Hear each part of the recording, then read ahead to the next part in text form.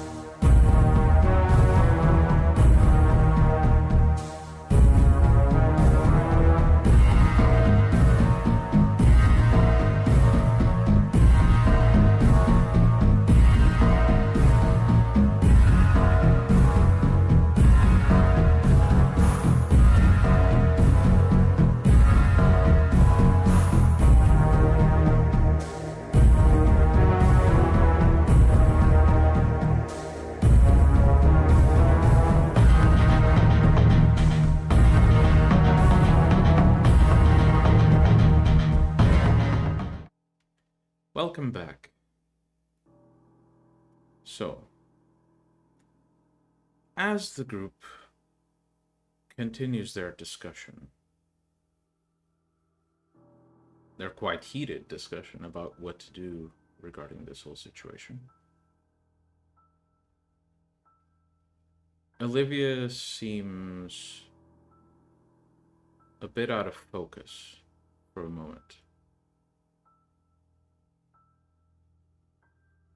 Almost like they're looking into the infinite.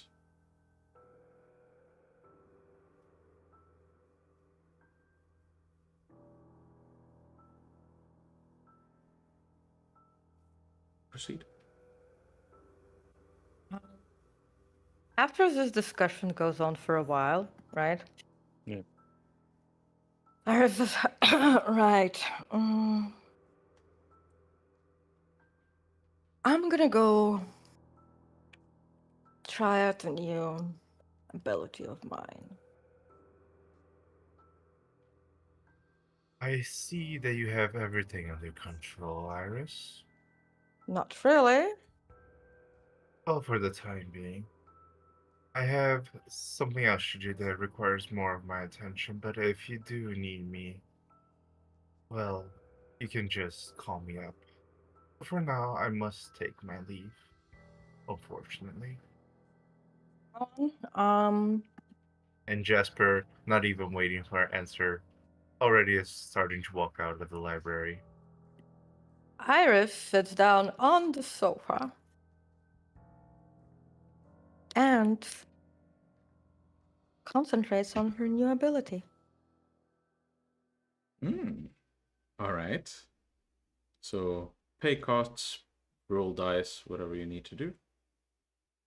I've yet to read the rules myself, so I haven't memorized. There's none. Okay. So, as you focus, to the rest of you, Iris almost looks like she disassociates a bit. She looks around. She behaves as if she's fine, but almost as if things are slower to process, almost. By the way, Iris. By the way, I would want to be using perception shift with it. Okay. So perception shift, I believe we agreed you spend a blood point, yeah? Mm-hmm. Okay. All right. So, Iris, here's what happens. As you look around, you focus, essentially allowing your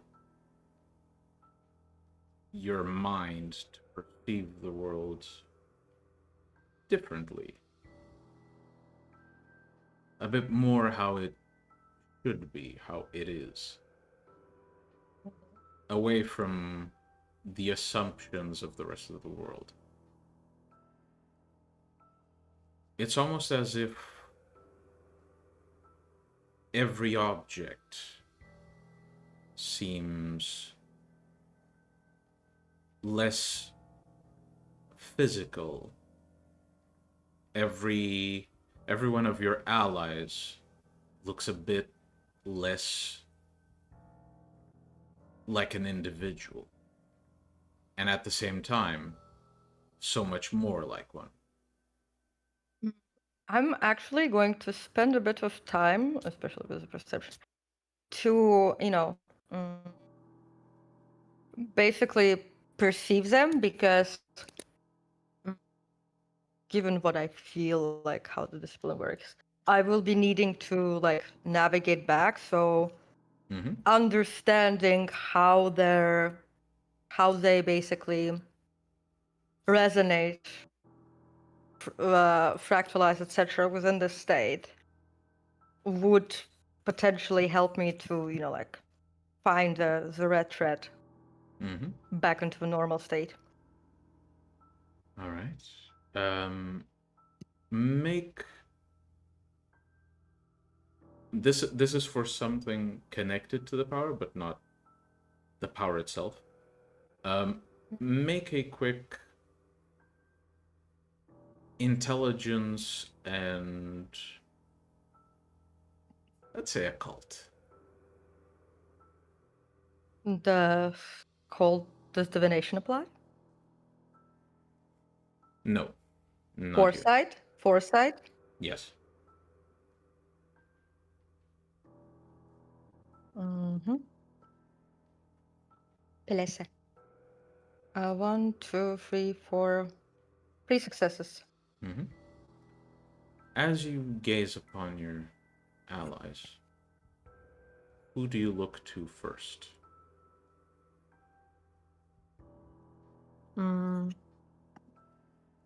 Well, I look probably to Olivia.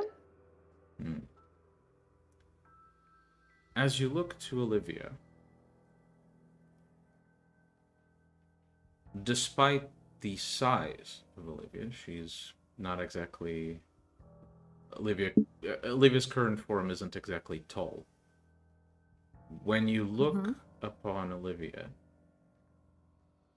you see strands, wires connecting Olivia to essentially everything. Allies, the environment. You almost mentally pluck at some of those threads, and with a small pluck, you see the entire western side of the planet pulls slightly towards Olivia.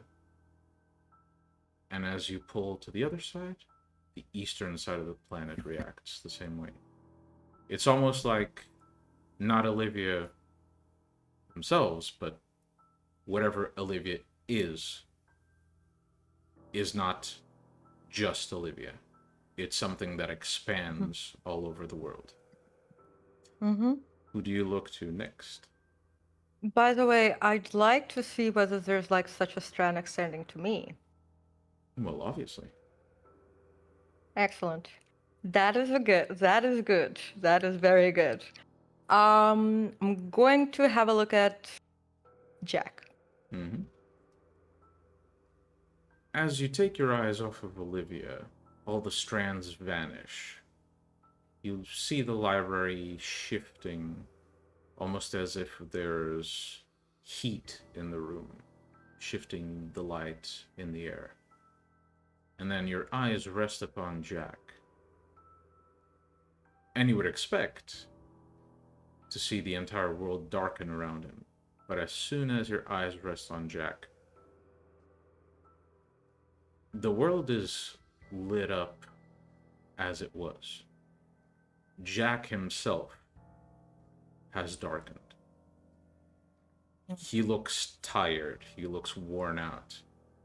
He looks like someone who's seen it all and lacks will. But at the same time, you see several versions of Jack overlapping with each other. You see flashes of gunfire around him. You see blood splattering onto his face, but it's not really there.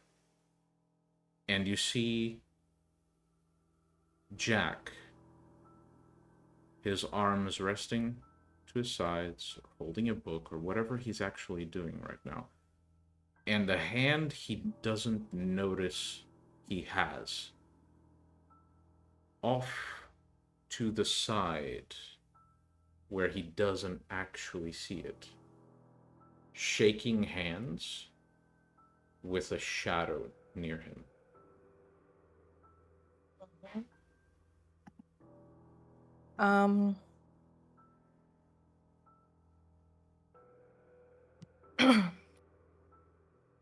I guess I'm gonna look at Abel next. Looking to Abel, oddly enough, it doesn't change much. In fact, what you see is Abel, but more present in that spot than anyone else in the room. It's almost as if there's something of him present on some other side. Not the Shadowlands, not the Umbra, something else. And as you observe him, another thing you spot is this odd reflection of light illuminating him. You understand that in reality, he just has the lights of the library shining upon him. But you can see feathers, almost the shape of feathers, almost filtering the light that shines on it. And as the feathers flap, they turn into leathery wings and then back to feathers. You see almost the shape of ropes on Abel being tugged by two different sides. And you realize that on one side, while all of this is imperceptible, really, on one side, it's Abel doing the tugging, even though he doesn't know. Mm-hmm. Well, finally, I'll look at Gabriel too. Mm-hmm. As you look to Gabriel, two things catch your eye. The most obvious one is that you don't just see Gabriel. You see Gabriel, all the things Gabriel did in this room before, and you see projections of Gabriel doing things that he's never done, though you know he hasn't done them yet. You see potentials, almost like branches of actions he takes that fill the room with projections, decisions, and actions. And yet he, while he doesn't know it, exists throughout these branching paths, all at once. Not like you, not like Abel. He has a more tethered connection to these projections. And the other thing you notice, once you start looking at him, sort of shifting your head to the side, changing your perspective, you notice the library's heat, that thing I mentioned, the shifting waves in the air. Almost like reaching tendrils, they touch Jack, they touch Abel, they touch Olivia. They avoid Gabriel almost entirely. It's like he's untouched by whatever this shifting is. Mm-hmm. And well, yeah. Iris is now going to, since she needs to basically start moving her mind and perception, like without moving physically. Given the fact that Jasper hasn't left yet far, right? She's going to focus on him. Okay. What are you thinking about as you focus on him? Well, I'm focusing on Jasper. Oh, well, Jasper's gone. Yeah. No, but that doesn't matter. I am not hindered by time, constraints of time. So you want to focus on Or physical conspiracy, yes, because I will be needing to focus on like this was actually activated for me to focus on Ramon and his stupid cane. Okay. So, looking to Jasper. Well, somewhere where Jasper is. Looking at where he was standing the entire time before he left. Well, I'm actually not looking to the physical spot because I need to basically perceive him where he is, right? Okay. Huh, this is interesting. Okay, I have to roll something. Apologies, remember, but this is a... That's important. Okay. And remember, I can move towards these things. It's just that... Yeah, that's fine, that's fine, that's fine. It's not about your perception of it, it's about what you see at this time. Okay, so, as you look towards Jasper...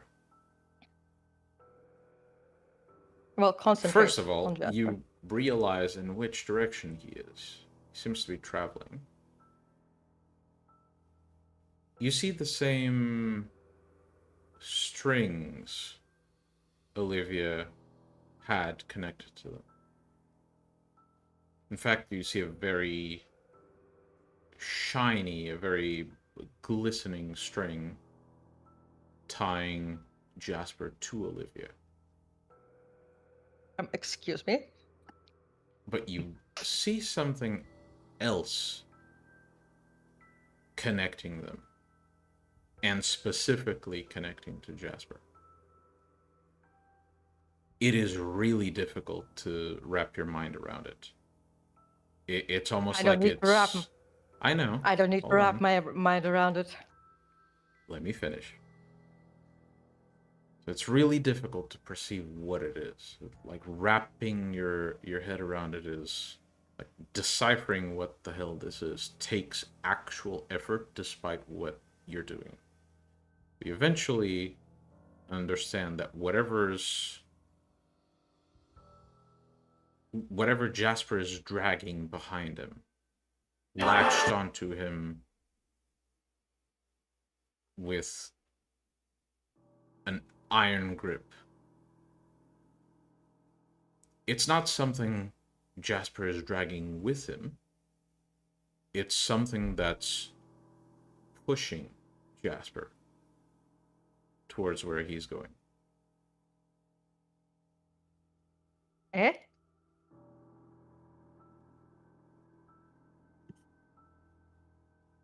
Well...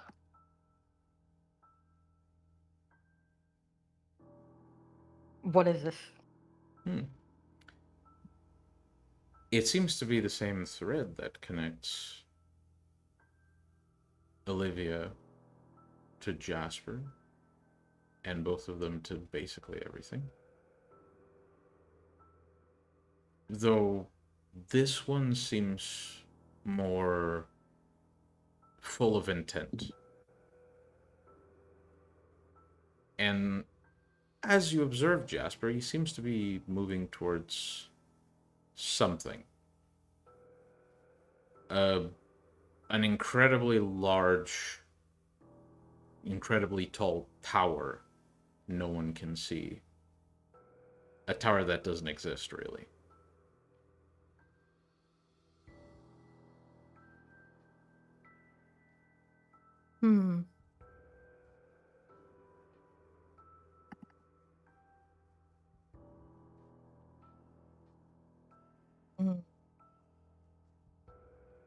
Well, I'll have plenty of time to look at this later, but... And although I'm really tempted, but given our age and involvements, allegiances, and patrons, the amount of freaking secrets I can spend my time digging up and be like, ooh, what is this? Ooh, what is this? It can go on forever. So Iris is basically going to just like compose herself, and now that she has, like, let her perception follow Jasper, she is going to concentrate on the investigation of Ramon and whatever's culprit he's looking for. And and essentially what I'm gonna be concentrating on is like what triggered, like, basically like the start of this investigation, since there's no real concern for time. I mean, I'd probably like maybe leave the future maybe not that obvious, but since this is in the past, right? That's what I want to understand, because this is part of this reality, so let's go. So, to the rest of you, basically what's happened until now, by the way, I will answer this, Iris, just for the context of everyone around you. What you guys saw until now is that Iris sat down while you guys were talking, and she just disengaged, looks at you very awkwardly, almost as if she just took a blow to the head and just trying to process what's happening. And at some point, she looks to the wall and then gets up and begins pacing, holding her head and looking down. Like frantically pacing from one spot to the other. Iris, basically, as you get up and... Why do I get up? I'm actively trying to, like, because... I know. It's for cinematic purposes. So, you get up, and you don't necessarily pace. You take a couple of steps, almost watching your feet as they make contact with the stone floor. You think about what happened. He got suspicious, but why did he get suspicious? Why did he get paranoid? Because it is paranoia. You can feel it almost in your fucking bones. He is paranoid. You look around, and you begin to almost see projections of what could be the case. You see Ramon climbing one of the bookshelves, ripping books from the bookshelf, looking for something. You see Ramon at the front desk, in rage, looking at the computer, trying to get it to do something, then throwing the computer to the side. And at some point, you see Ramon holding the cane, trying to look for something in it. The cane looks just like before. Maybe it's a little off here and there, but not enough for to tell the difference. But he's putting his fingers, digging his fingers into the black wood, looking for something in the cane. And he can't find it. And as soon as you almost release that focus, hold on, let me finish. Okay. As you release that focus, Ramon takes a few steps back, clutching to the cane like his life depends on it. And you realize you're looking at Jack's chest. For the outside, Iris paced really frantically and then went up to Jack and just stared at him really intensely. Anyway, Like, That is all understandable, but basically, I need to see like how his search went on from that moment forward. Actually, before we do that, since we're right here and he's really concerned about this relic, the Zibit's Elder did mention 2 other relics. Mm-hmm. The threats towards those relics, through him, his mind, his memories, his attachment, are probably somewhere around here, so... And I think that the Elder mentioned, like, did he mention the type of items they are? I think he mentioned a ring. I don't believe he mentioned he did mention a ring. Mm-hmm. No, the rings were the gift he gave you. No, he didn't mention any specific items. He just said to be fucking careful. Okay, well, items that are similar to this relic that Ramon values. Essentially, show me. Yeah. So you see traces of something. Just one moment. Something in PMs.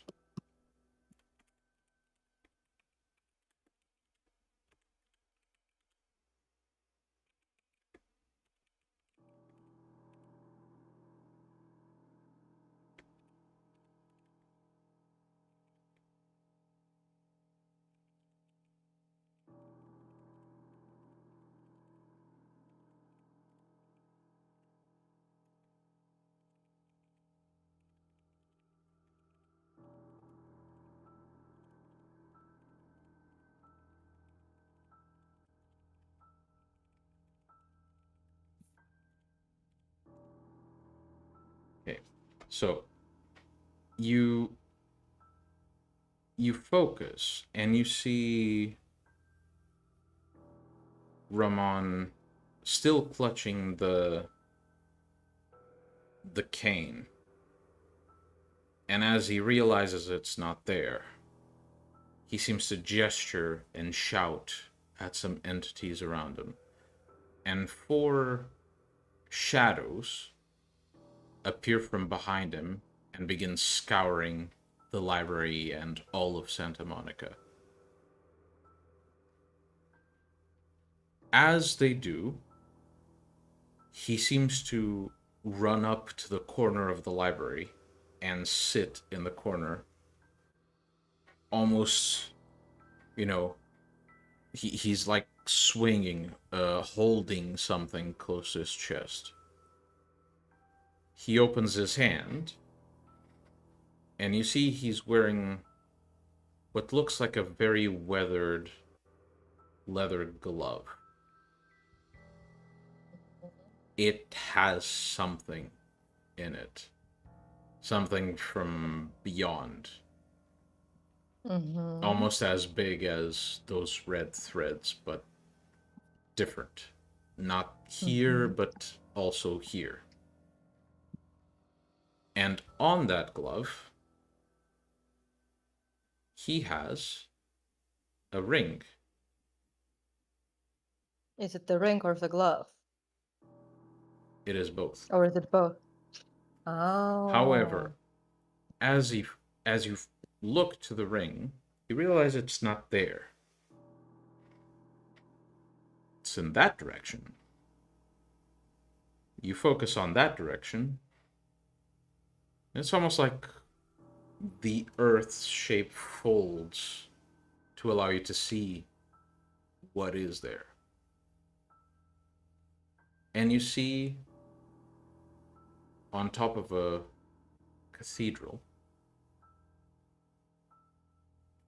in Spain, right on the cross at the tippy top of that cathedral, you see the structure the cross is built into has the ring hidden in it.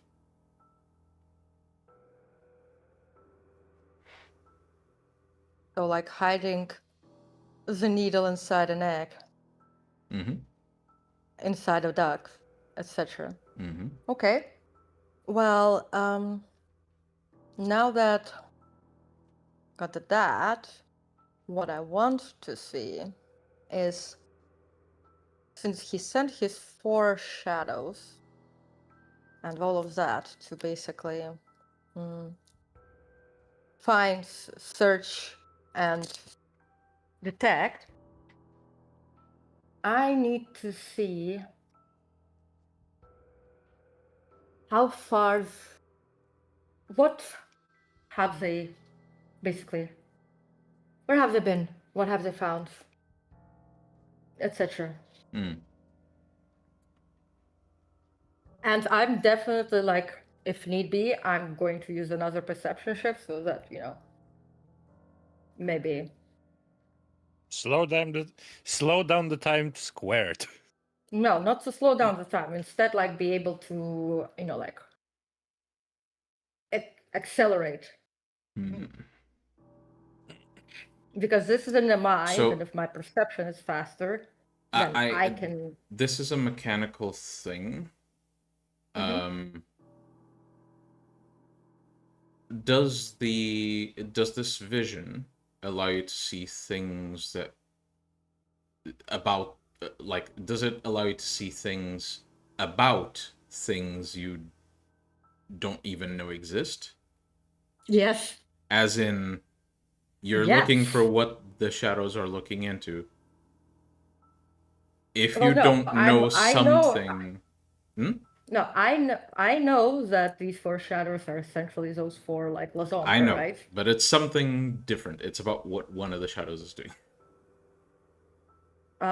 Actually, 0 limitations. 0 limitations? Like, okay. Fucking hell. Like, it just said, here's the thing, it just said if it, for example, shifts into, like, I don't know, like, the spirit world or something like that, right? That adds a difficulty, like, basically on coming back and navigation back. And because, you know, like, the search, right, that is relevant to us, right, would be limited to this realm, in essence, at the very basics, right? If it feels like, you know, like I will need to like basically like slip into, I don't know, the abyss or like the Shadowlands, or like basically increase the difficulty or like and all of that, I'm going to restrain from that because, you know, I still need to at least once come back from this to like know what's up. Okay. I think I have the answer I need. I think. So, there are 4 shadows. One of them is familiar to you. It's one you've seen as like an active participant within the domain. You see the nun, and she doesn't move much. She's where she always is. But you see that while her lips are sealed, there are thousands of people pouring information into her head. Sometimes whispered from one to the other. Sometimes they come directly to her. But eventually, the information gets to her. You know none of these people. And honestly, they don't look like they matter much apart from the information they're passing around. But not one individual matters. It's the collective that seems important. The other 3 shadows, one of them seems to be ripping mirror shards out of the walls and putting something together. It's not complete yet, but you get a sense that if it is, either he will go to Jack or Jack will go to him. That said, what he's building, you sense it's supposed to be big, and he's building it out of these small little shards that sometimes have to be tossed out because they don't really fit together. Right. I'm actually going to... are there already shards that he's put together? There are some, but he has covered about the size of a pinky finger, where what he needs to build is the size of Santa Monica. Well, nonetheless, whatever he's put together, if my hunch is right, that is essentially Kai putting together the Mirror of Infinity, and which is basically clues and stuff. I'm going to touch the shards to see what is it that he's found. Yeah.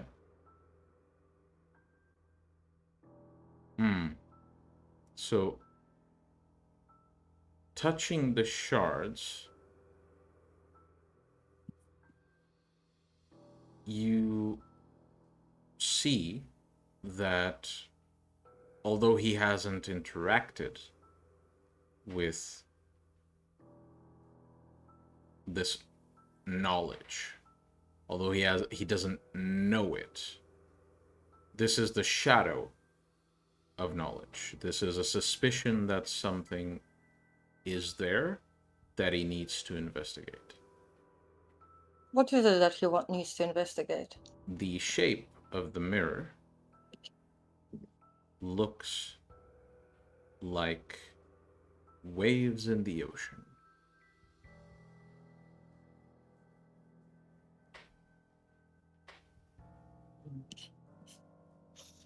Well,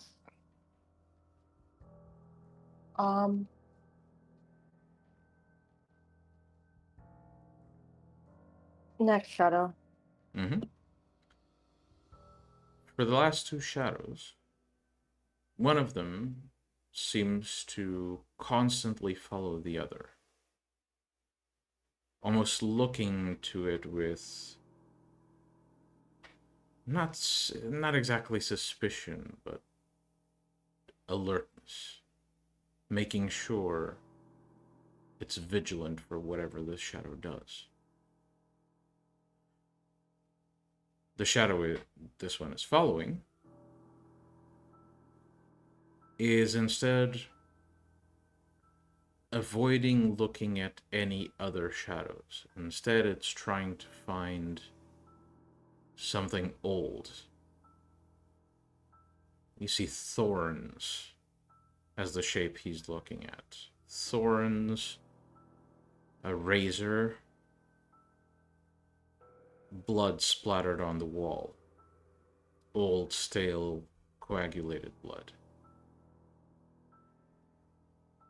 It's an old rivalry.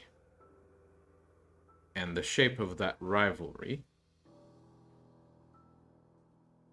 was, before, somewhere far in Eastern Europe. But he's realized it's not there anymore.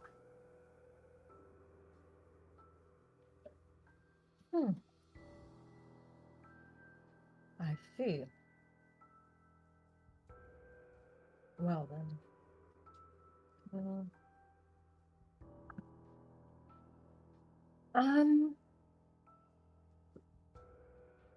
I'm going to... Going back to the nun. I'm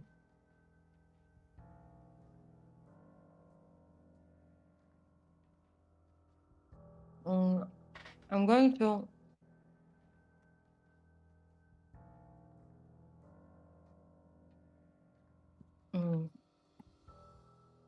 Well, actually, I'm gonna go back to Ramon because I personally don't know in which past moment or like sense I'm, observing this, right?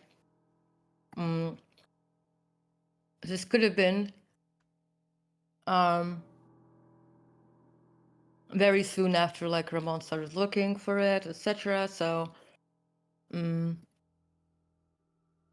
not entirely sure on like where it is in relation, but I'm sure they report to Ramon clues, findings, etc. So because this is the Black Hand and essentially they're utterly his soldiers with no names or like and all that, right? So I want to basically focus back on Ramon and basically move the tapestry to see if I can find any recourse, like report.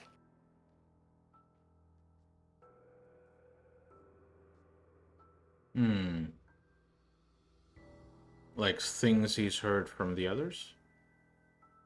Yeah, essentially.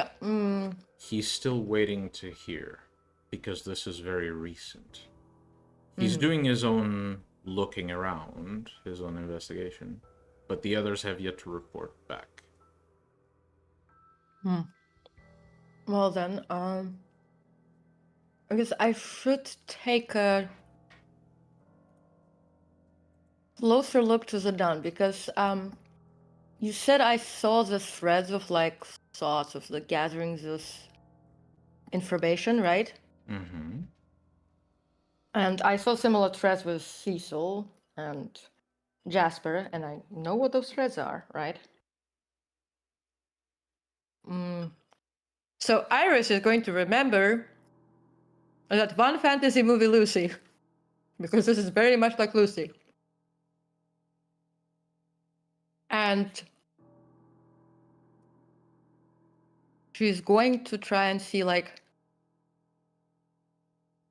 what is the collective information that, like, what is it that the nun has found, gained, whatever. Essentially, like, what Iris is concerned about is any essentially what relevant information as she heard. Okay, well, I will tell you in a moment, but just to include the others in the scene as well, because otherwise this is just your scene and they are around. As at some point to the rest of you, Iris stops staring at Jack, and her eyes drift off to the side, and she seems to have spotted something on the floor. She starts following it, almost tracing it with her finger, and she reaches a wall. She looks around to the library, then to the exit. Then her stare basically passes over the four of you, and then frantically, she almost hugs the wall and begins really closely listening, her eyes darting around the room. Is there anything you want to do given all of this? Good fucking question. And Olivia is still like out there somewhere. Well, I know what Aiden's going to say. Or sorry, Gabriel. By all means. Does she do this often? Not really. Olivia looks like there's sort of a trance, like staring into the infinite. not really paying attention to anything. I'm gonna add a scent of patchouli in the area and a slight tiny gong going What the at fuck? intervals. We both said, "What Fucking the troll. fuck?" Fucking troll. Oh, Well- wait, my guy doesn't laugh. Well, as the three of you are just looking at the situation, being very weirded out, and Abel, as always, tries to put some humor into things.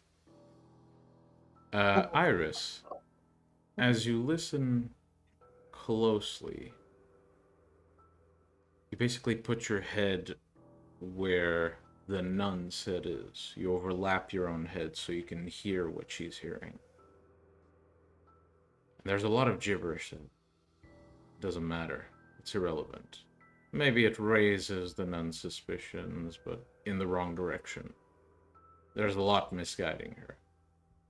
There's one whisper that she doesn't pay attention to yet. A whisper from someone young that you know to some extent. You're detached from that person, but you know him by a connection to someone else. It's a young Lasombra that recently joined Caroline's pack. Is it Carol? Yeah. And What is that whisper? the whisper simply says that they've been feeling like they're not so alone. Since their embrace, they felt lonely, abandoned, like the clan was all they had, and since the clan has this way of thinking, he's felt abandoned. And while he doesn't realize he's saying these words, that is what he's saying. That's what the nun hears, at least. But you also notice that the nun's interpretation of what he's saying is wrong. It's not that he's feeling less alone because of his new pack. He's feeling less alone because something that was being stored, imprisoned, kept away, was joined with its whole. And so all of them are feeling, to some extent, the ramifications of this.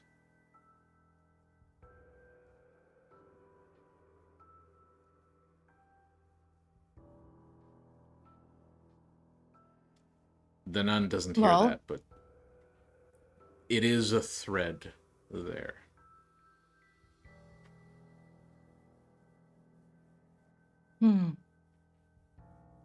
Is this thing that she does sort of like one of the aspect stars I've heard about that allow you to listen to the thoughts of people around, or is it something else? The feeling you get is that it's just a network of people that keep her informed. Confession booth, essentially. I see. I'm glad someone put two and two together. Look, you go heavy on fucking Catholicism. We're gonna pick it up eventually.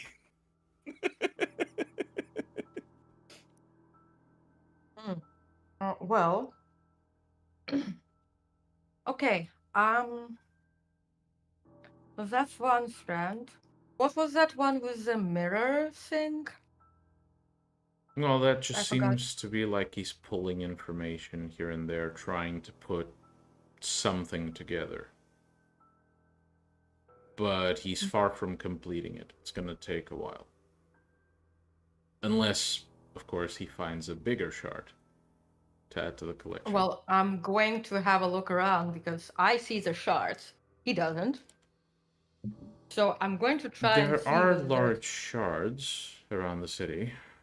They're hard to find, and he's looking nowhere near them right now. But there are some. Within his vicinity, do I feel the presence of any shard that is relevant? Nah. Something he may have. Okay. I mean, eventually he's going to run out of shards here and have to look elsewhere. Then he might come across some of the bigger ones. But around him, there's nothing he can grab. Miguel, quick Well, message in DMs. I'm gonna start navigating back, and because I have that, and I'm going to basically try and use the Ariadne's thread, which is the connection to Olivia. Because even though I am totally up for just exploring this further, I can spend here forever. So you're tugging at the strand that connects you to Olivia? I'm following the thread. The one that connects you to Olivia? Mm-hmm. Okay. You pull on this string and follow it. And when you're supposed to see Olivia, Olivia is there. But what you see instead of the Olivia you know, the Cecil know, you see a puppet made of strings with two nails, keeping its vision in one direction. This is not how Olivia is, always. It's how Olivia is now. Like, at this very moment. I'm going to check it out. Well, the nails, you follow them, and you eventually see... They're quite long. They bend around the world 3, 4, or 5 times. But eventually, at the end of those nails, is that same string that's pushing Jasper along.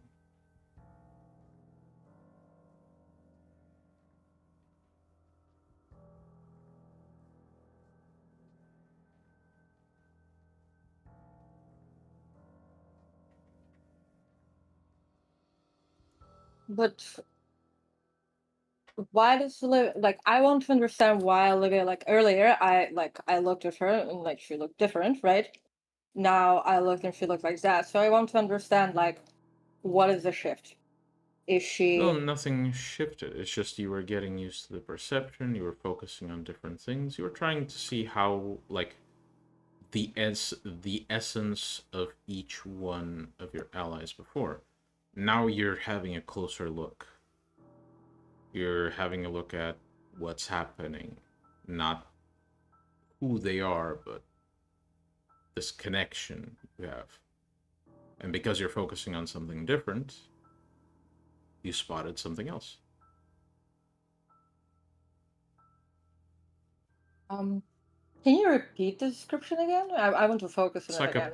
It's a puppet made of strings in the shape of Olivia, and its gaze is fixed in a specific direction by 2 nails. As you follow these what iron do you mean nails, by 2 nails? it's like 2 nails stuck in the eyes and keeping Olivia's head in one direction. And as you follow those nails, they loop around the earth 4 or 5 times. But ultimately, who's keeping those nails there is the same string, the same force that's pushing Jasper forward. That force, what does it feel like? When does it feel like? What does it feel like? You know damn well what it is. It just seems to be enforcing its intent right now.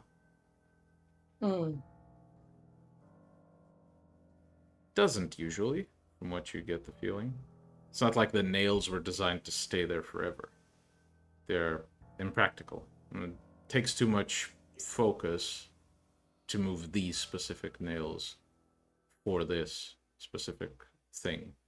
It's almost like the nails are there now because it's important. They have been there for only a few minutes. They're there now because, well, this web of strings wants it there now. Same thing with Jasper. It's not like these things are constantly happening. It's what they are. Right now. Well, can't say that my path does not prohibit understanding the water within more. And there's like at least 3 or maybe 4 now. So this is but one of them.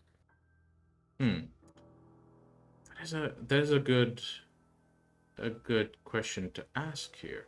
How do you see yourself in relation to these strings? How do you think you'll look like if you see yourself? I don't have any perception of that. I am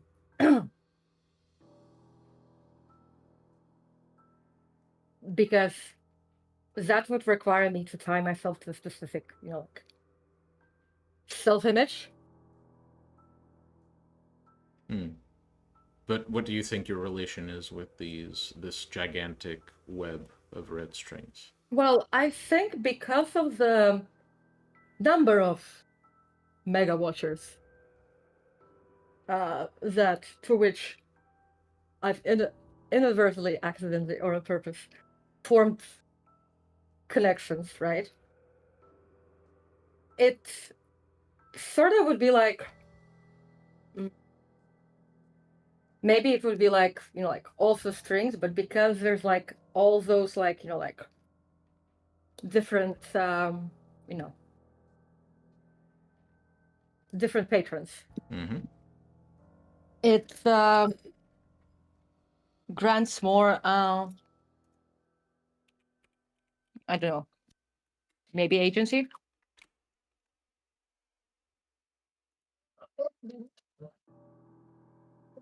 Okay. Well, so I'm still connected to them, but because that is not the, like, I don't have only like the Elder string, right? Or the Malkuth strings, right? Or Teliavelis' like, strings. Yeah.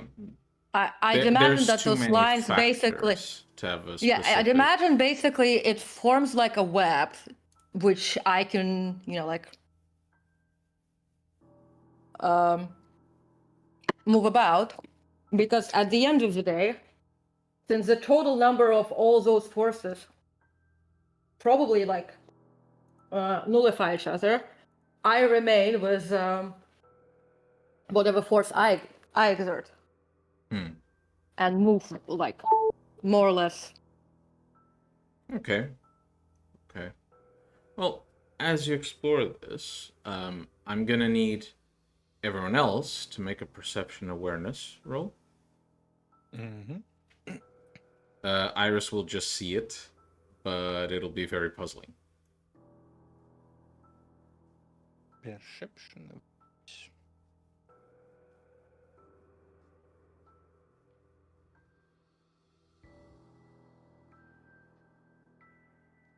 Probably. It's quite low difficulty because it's really easy to sense. Okay. Then maybe 3. So, outside of Iris's perspective, the 3 of you... Wait, where's... Gabriel.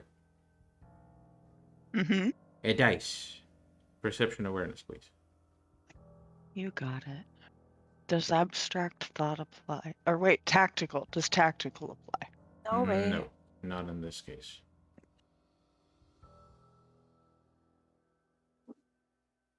Well, it could be worse. She says as she rolls an 8 and a 10. So I said it and then hit enter. So, the three of you, as Iris is doing these, what in the future will be known as like an uncut Malkavian moment.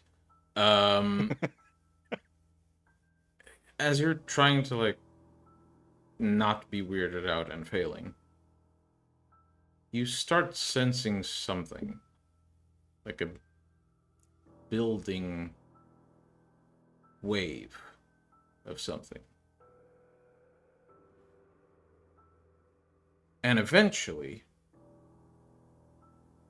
it's almost like it goes from 8 to 80 to 800 to 8,000 in a matter of seconds. Something that envelops the entire city. Hell, might even envelop the entire country. It's this burst of something. And it has a direction. Iris, as you're pondering your own relation to this web of strings, your gaze follows them idly. You eventually look to the nails, the string that guides Jasper forward. It seems to have placed Jasper in the place it wanted him. And as you see this, you look in that direction. You think you recognize the place. Seems to be a forest with an old, dilapidated building under which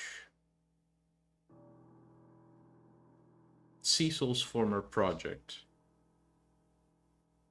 and Jasper's new project rests. And while you're calm, you jolt back in surprise as you see in the distance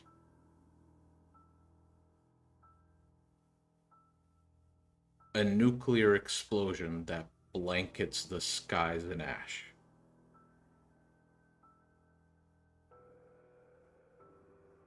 Fuck.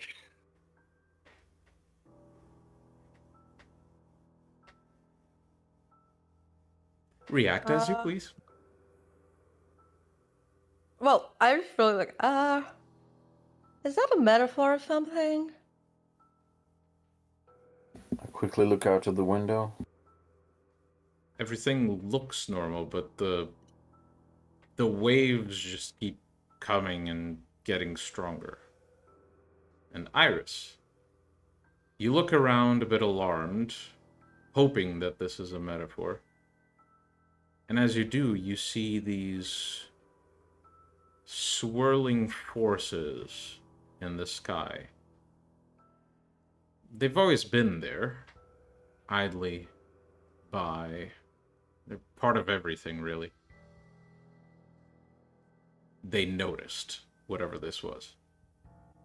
You look far to Griffith Park, and the beasts have turned this way. You look to the towers in the city. Those in power have turned this way. You look to the weird things in between, sharing realms with those like Abel. And they've noticed this. You look to the very fabric of the world condensed into single individuals. Those that study reality as you see it right now, but even with more understanding. And they've noticed this. And all of them are very interested. Some for good reason. Where are some they for looking? bad reason. What are they looking at, by the way? Towards the explosion. Okay, not toward Jasper or... Well, Jasper is where the explosion is.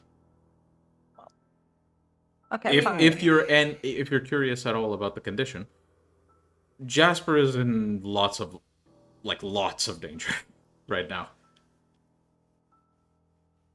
That's the Shackle from The Simpsons.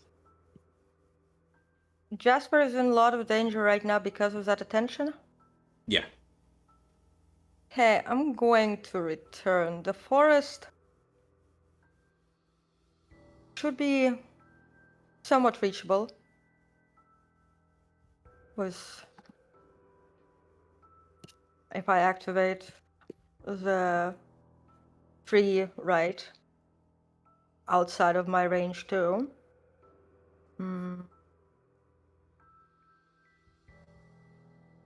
But I also, first I'm actually going to see whether that nuclear explosion is an actual nuclear explosion. Well, it doesn't seem to be visible. I mean, you look the mortals, the mundane around the world, none of them seem to bat an eye. Well, Jasper, it's your lucky day. I have an 8 towards you, so I'm going to navigate back again, following the thread. And when I manage to return, I'm going to look towards Olivia. See whether it's still the same for her. Olivia has been released from whatever those nails were.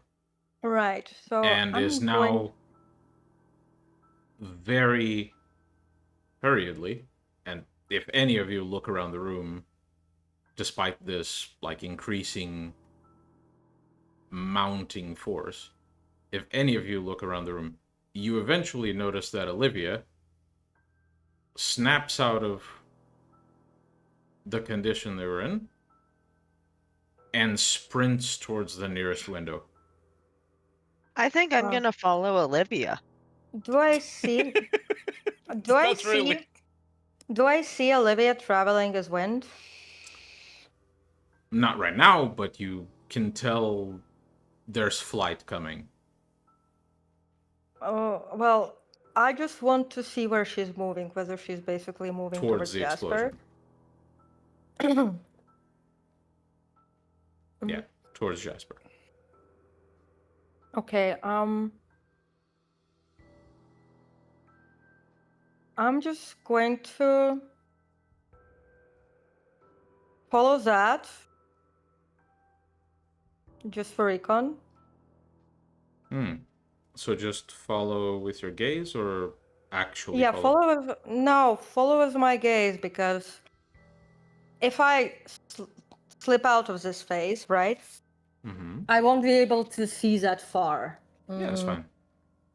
Well, as you try to follow the intention, the objective, at least the knowledge, the reason for this urgency.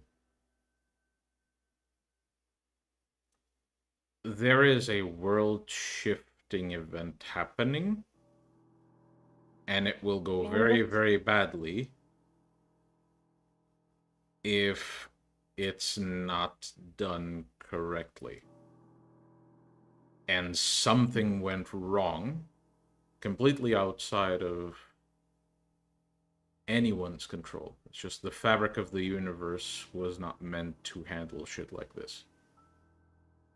So something needs to power it up, basically. Okay, do I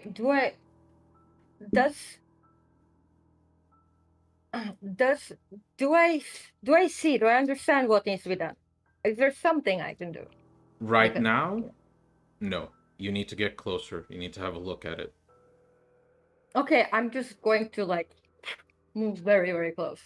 Like past the limb, not following, but like straight up pinpointing the, the thing. Okay. Roll courage, please. Of course.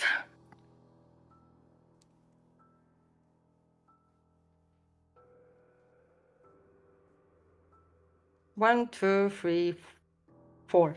Four successes. You don't know what Jasper is calling. You don't know why this forceful net of red string is forcing Jasper to call this. But what they are bringing into the world, for very good reason, though it's hard to understand right now. You'd need time to observe it and study it. But regardless of the reason, what they are calling into the world is not death. It's not destruction. It is pure and sheer elimination of something. All right. So, wait, elimination of something or the world? Something. And if it's not targeted correctly, it will go very wrong. Is the current targeting correct? You can't tell from me. Like, it's really, really difficult to understand the situation if you don't go there. Also, by now, physically? Olivia has turned into wind and is currently in the air, going. Yeah, but my question is, do I need to be physically there, or can I just like? I see. If you want to get a greater understanding, whatever it is, there are things you can do to help. You feel that potentially there are, but you won't know until you're there. Right. I guess I need to shift back to my body, and I don't know. I need to shift back to my body and then use the tree jumping to basically get there. Okay, let's try and get back to your body then.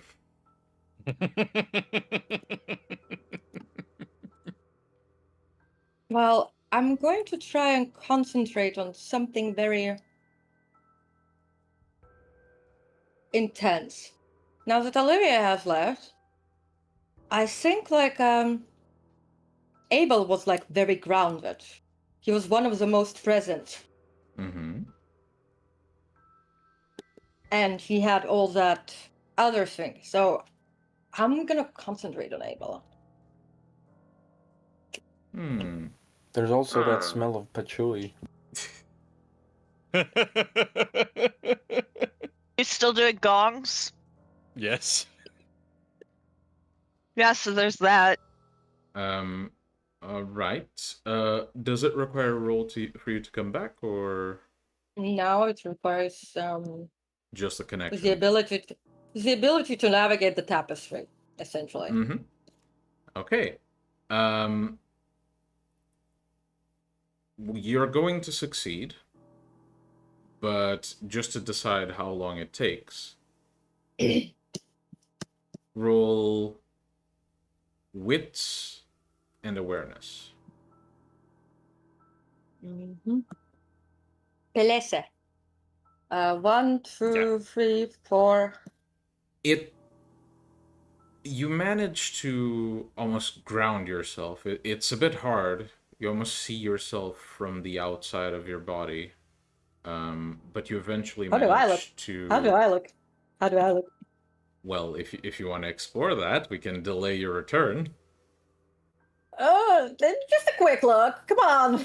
We can delay your return.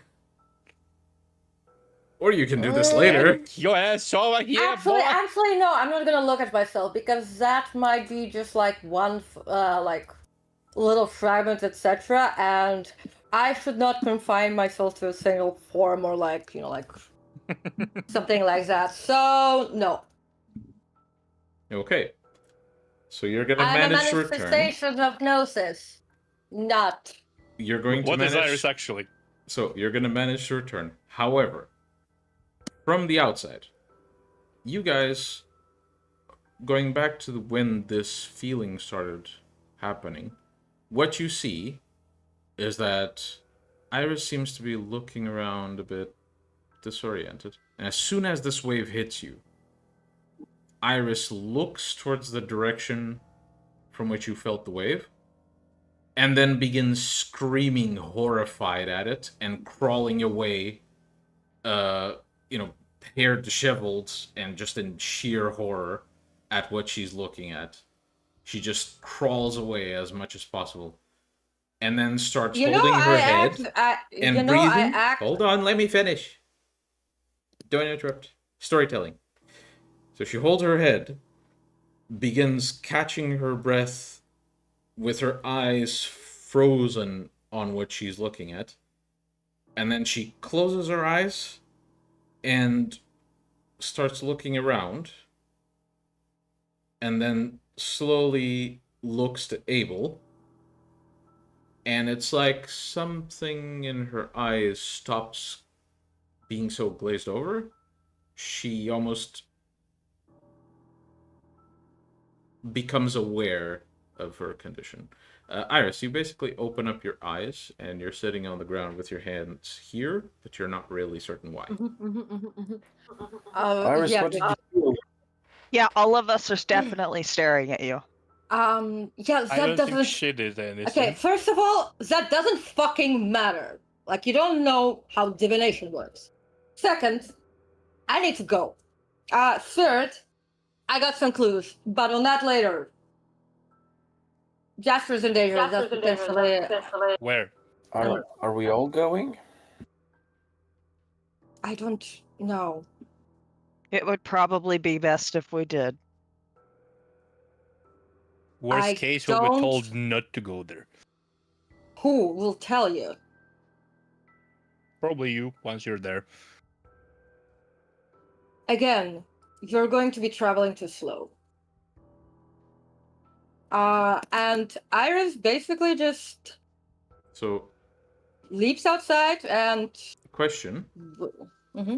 I need everyone to tell me what your vinculum scores are to Jasper. Mine is 8. Oh no. And 10 to Olivia, so. Is pretty low. Mine No, mine is is 7. Wait, I don't have one to him? Oh, he hasn't been in a Voldry with you yet, so. No, I don't have one. You're losing that chance in the real time right now. Abel? I know. 7. 7. Okay. Oh. Iris and Abel, you begin to feel this anxiety I have 7 too. building up. Oh, I thought yours was pretty low. No, I also thought so, but yeah, it's 7. Oh, yeah. So the three of you start feeling a bit anxious about the situation. Yeah. I'm going to basically, because of already what I've seen, and because it's going to take time and they're going to ask questions, I don't have time for questions. Just I tell us do where. not have time for questions. Again, I don't know whether it is a good idea for you guys to go to the cathedral, which Iris is not telling you. But essentially, this is some convoluted shit. So, like, Go. no, she doesn't tell you. She already goes. That's what I was trying earlier to say. That Iris just like uses, like her But we did all quickness and. perceive something from that direction. Oh, yeah, absolutely. Yeah. We can just go by feeling like stop some distance away if we're like not welcome. No, you can accurately follow it.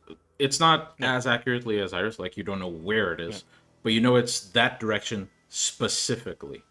So you can Is that follow the forest I helped make protected? Yes. Fuck. So I'm good. I may not have a connection, but I'm gonna follow along and hop in the car with these guys. I'm not gonna get into the car. and I flick out my angelic wings. Mm-hmm. Yep. So Gabriel, without any warning, Abel just Pops it to stretching his back a bit. He opens these huge black wings, flaps them once, and flies into the air. Well, he could by have the given way- me a ride. By the way, mind you, Iris is using her like tree stepping to essentially travel large distances. Mhm. It's much later, and she knows pretty much most of the forest given her proclivities. Yeah, that's fine. That's fine.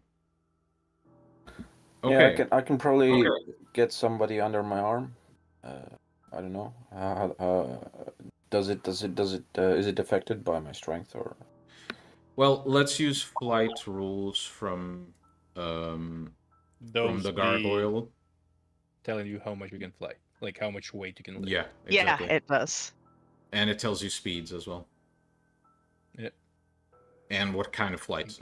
Able with these wings, while they are out, it's 5 dots of flight. Oh, I can do an easy one, and I can just turn into a shadow. Meanwhile, Gabriel is just like fucking Travolta, like.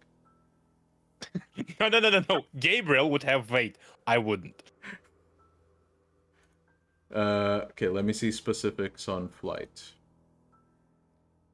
Just to 90 see if it... 90 kilos and up to 120 kilometers per hour. Yeah, like you can carry Gabriel easy. Whee! No, I don't really do that in character. I mean, You're lucky 90, I don't have a mouth in 90 this form. kilograms, 200 pounds.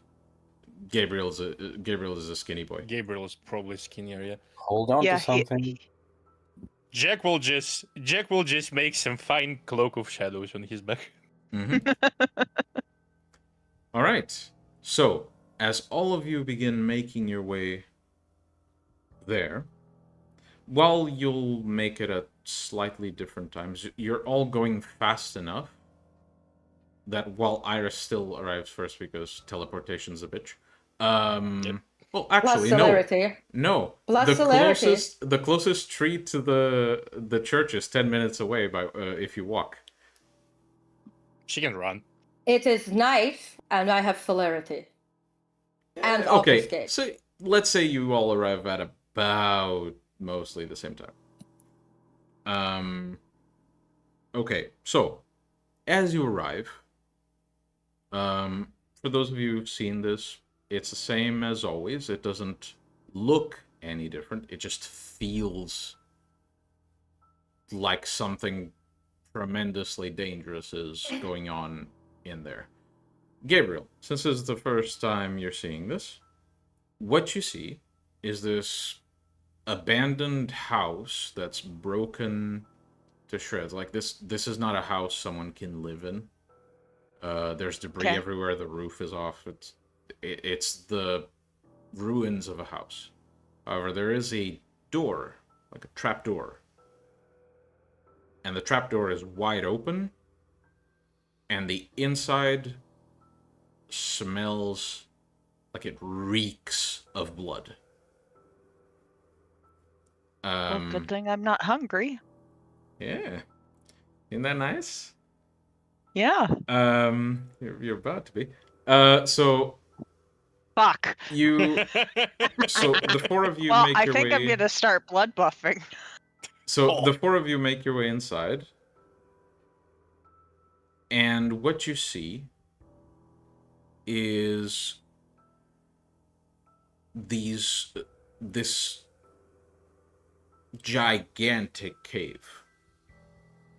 The walls made of flesh.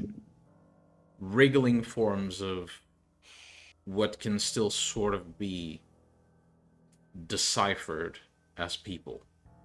All of them screaming at the top of their lungs for mercy. Screaming in effort, in agony. And there's this almost pulsating shimmer that echoes throughout the entire cave. And right at the center, right at the depths of that cave, you see this bone and flesh altar with an effigy of a shape you can't recognize, aimed straight up. And next to it is this, what some of you who've been around Tsimisi long enough would recognize as a Zulu form. But to others, it's this monstrosity that looks gaunt, covered in spikes and sharp appendages, and it is fused, one large claw to the floor, one covering the side of the altar, and its spikes from its back are connected to the walls. And every time there's a pulse from the altar, it reverberates through this creature, who shrieks in agony. You recognize the creature almost supernaturally, due to the bond. The three of you recognize the creature supernaturally through the bond as Jasper. Jasper, kindly make a soak roll, please. By the way, is a creature that's like has in the Zulu form Jasper? Yes. Okay. Is Okay, Olivia wait. here? Yeah, Olivia arrived with it. Okay, I'm adding up all the dice. Okay. This is going to incrementally increase in damage, so let's see if this goes well.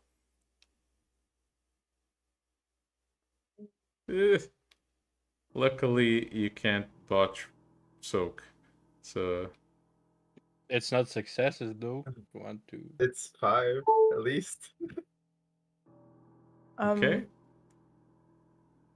So you withstand it, but you feel your bones tensing up from the pressure, your flesh heating up from the energy that's pulsing through you. Gabriel, you wanted to do something.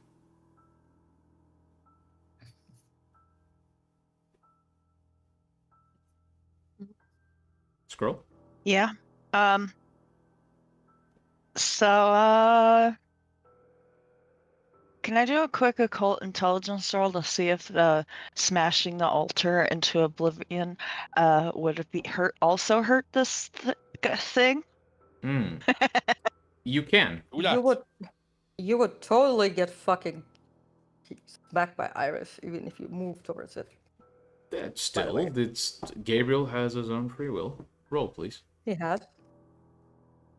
It's just a thought. While Gabriel is conscious, he has free will.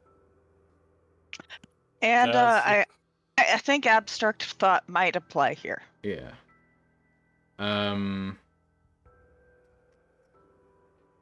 Okay. Yeah, that's enough. Just from looking at the situation and knowing about how the fiends are like rumored to operate, smashing the altar the way it's connected to him would be like hitting him. Awesome. Love that. So you'd basically be breaking his fucking arms, and expecting that shit to help. I turn to Olivia and I say,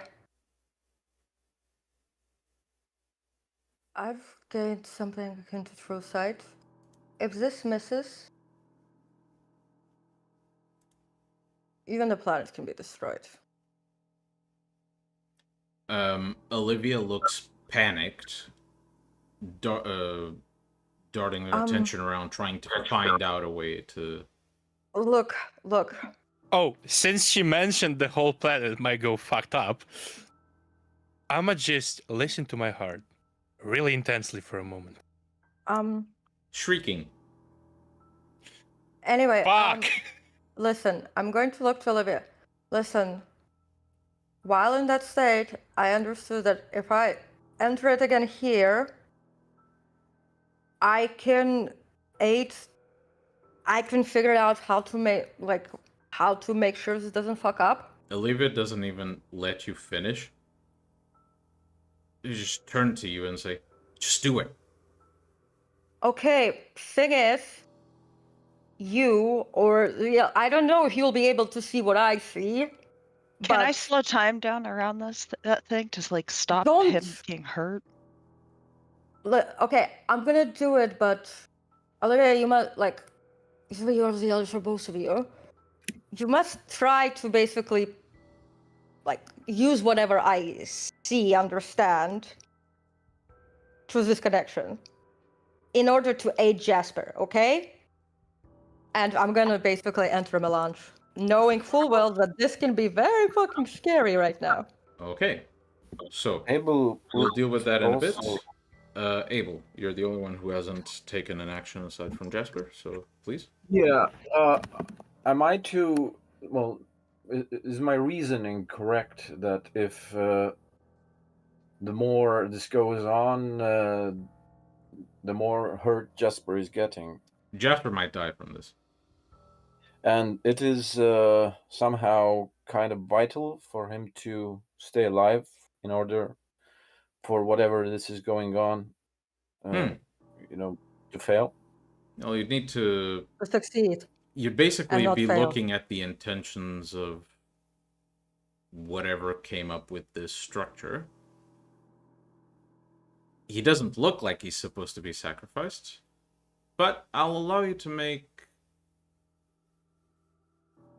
wits awareness, like a wits awareness roll, to see if you spot something. Because you're not magically inclined, so this is going to be very, very difficult. But I do have some occult. Yeah, occult here wouldn't, because occult is like what you know about the occult. Awareness is the ability to feel it. And you got one success, so it's enough. Basically, while Jasper is here, he's basically steering whatever's going on. There's something else here that no one else sees. Something that's essentially functioning like a battery. If that dies, it's bad news. Okay, so Jasper is expendable, or to my... Well, you got a 7, so no. That turn. Okay, yeah. Well, in that case, I'm just gonna fly to Jasper and put my arms around him and hug him like a mother would. I know what you're doing. So, I believe we had established... Let me check the notes. Stamina occult.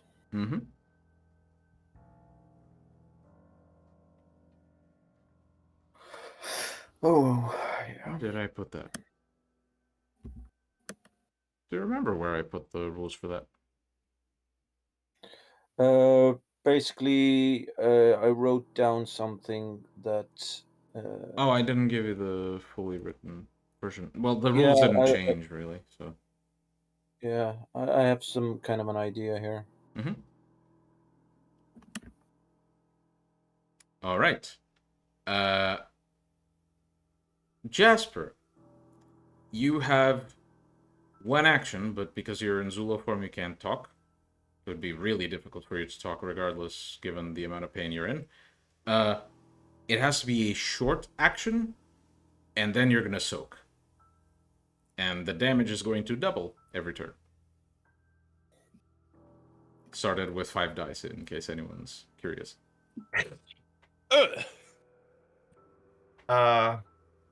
Because, well, I'm connected to something. Very closely connected to something. Could I project my voice to someone else that is also connected to that thing? roll willpower at difficulty 8. Each success is a word you can say, or at least project. Permanent willpower? Yes. Well, no, current, actually. Wouldn't make sense to always have you guys roll temporary or permanent. Oh!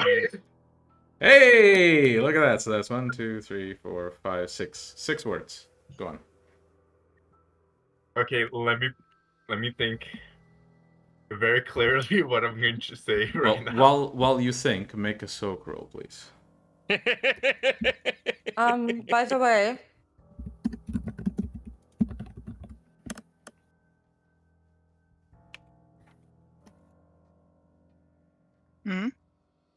Miguel. Mm-hmm. By the way, did Olivia or Elders acknowledge the fact that they need to act as a freaking Yeah. radio? Yeah. Okay, then melange. Yeah. Let me just.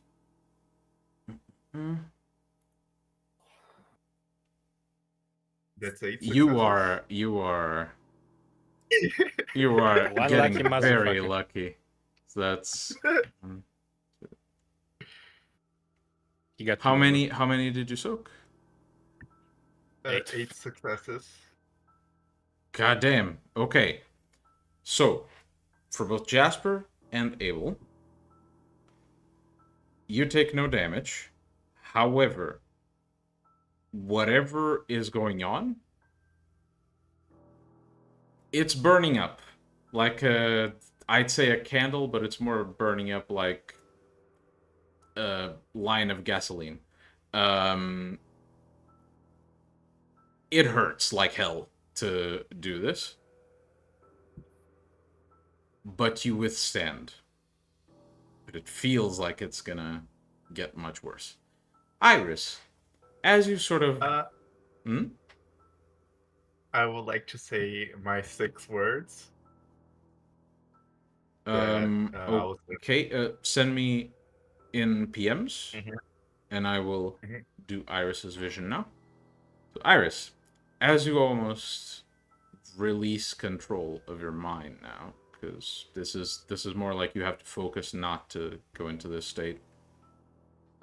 You look at the structure, and as you let go, the entire thing,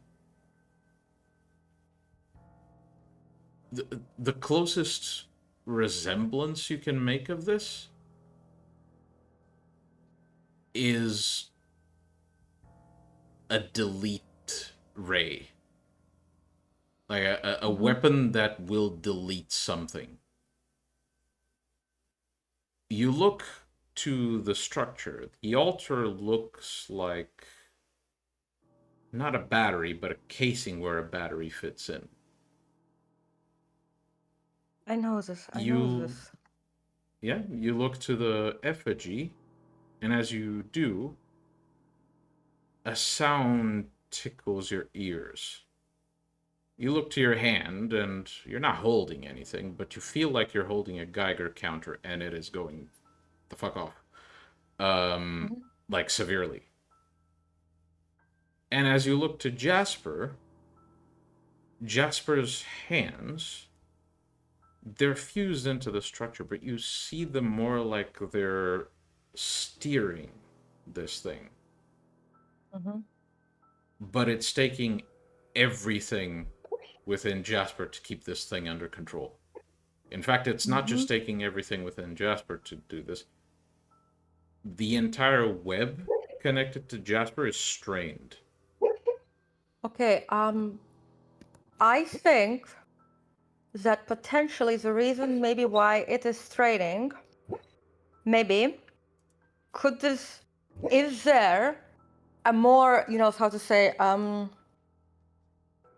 a path that follows like the natural threads of energy and fate, like, so to say,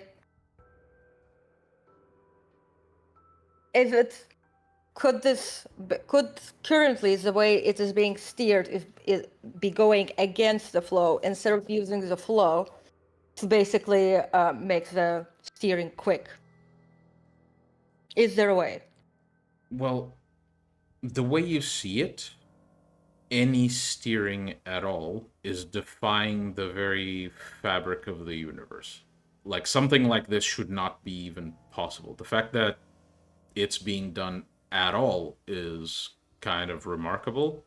Never mind the fact that it's being, like...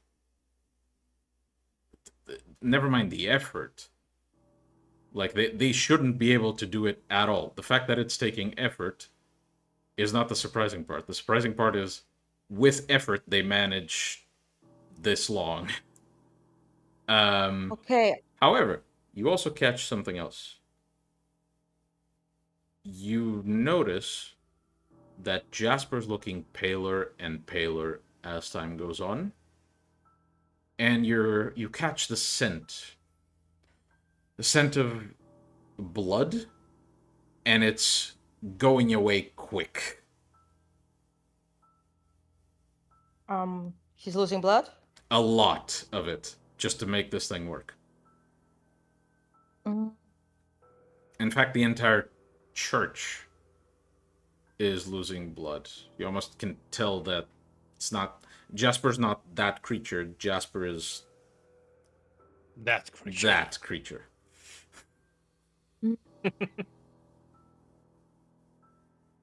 I mean, it's a far guess, but maybe the Lord of the Moon Clan would be willing to help me help the Flesh Weaver.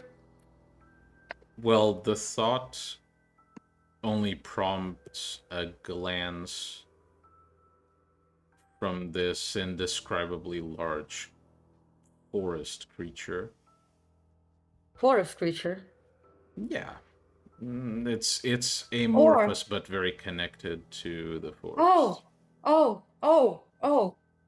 Then I know. Who to ask. Well, let me finish, because you might be getting your hopes up. The creature glances, looks at the situation, and the only sentence you can hear from it as it turns away and pays the situation no mind is, everything has to go away at some point. But I was talking about Malkav initially, not Telyavis. Okay, apologies. I'm sorry, I wasn't talking. Look, the Lord Yes, of the Moon Moon. Clan. The Lord of the Moon. Sorry, Clan. Hello. sorry. Not the Lord of I the missed Forest. that part. I was focusing on other things that I have to run in the background, okay? Chill. I was talking about Malkav. Okay, so The boys. if you focus Because- at all on that, all you can see is sheer horror, and you hear shrieks echoing in your brain. Yeah. Malkav is Well, fucking terrified as much as you are. Well, I mean, besides joining in on the effort, while Milan was active, right? And I don't know, like, relying on, like, my divination and, like, prophet skills, basically, to adjust the navigation, sort of like, like those things in a dune that calculate routes. And also, like, I mean, I have only for 30 blood points, but it's more than nothing. Actually, there is one thing. Since you're looking for a solution, you'll probably hear this. Or at least see it. So, you look around in sort of a panicked state, and you see something that you missed before. Something that formed just now. A new strand reached from the head of the monstrous creature, Jasper, straight into Cecil's or Olivia's forehead. And it begins to vibrate a few times, almost as if by instinct you reach out and grab it, and the vibrations shake your entire body, and you hear what's being said through that string. And you hear the words, very strained. It's very difficult to make out because it's mixed in with growls and shrieks of agony. You hear the words, protect church, feed me, stall time.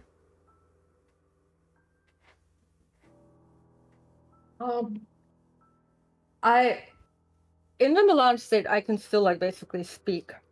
So I say that. Yeah, everyone hears it. And while still basically, like perceiving what is going on, right? So that any new information or, developments can be communicated to the elders and or Olivia, right? Mm-hmm. I'm going to give Jasper some blood. Okay. So while everyone's sort of trying to figure out a way to solve the problem, all of you just see Iris instantly calming down, and then just very calmly walking up to Jasper, climbing his arm, going up to its jaw, and she just stabs her wrist on one of the fangs, and blood starts pouring out. How much blood would you like to start pouring out? Well, I'll start with 10. 10? Okay. So, Wow. Jasper, make another soak roll, and I will reduce the next dice pool by 10. Which is still gonna be 30. Oh no, it's gonna be 10.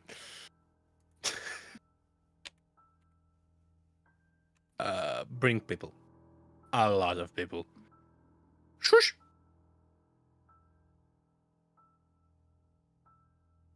Pelisse.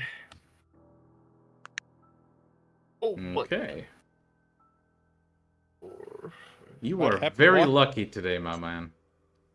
six So, successes. the quantity was 20, meaning the next damage pool is going to be 40 dice. So, good luck. So, Jasper, you feel this sheer fucking agony all over your body.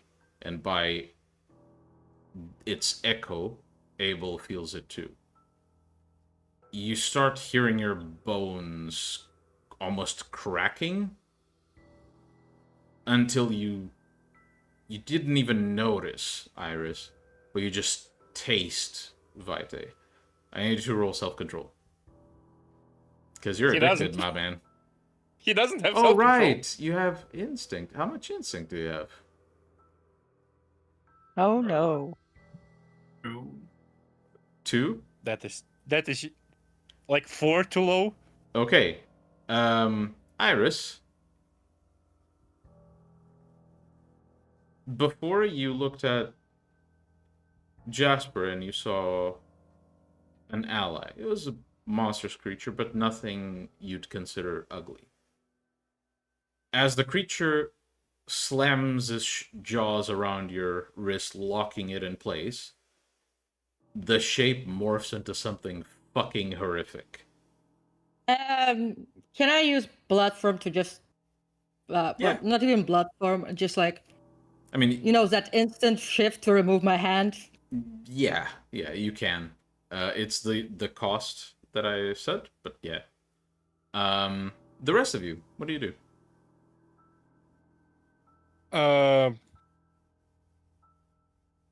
I will like establish like half decent communication with my heart, like try to stabilize this shit however the fuck I can. Like, I am an occultist. I have an occultist right here. Let's fucking go, baby. All Iris right. looks to the others. When Bring Iris the bodies. removes like the hand. So it's can you stall time, Gabriel?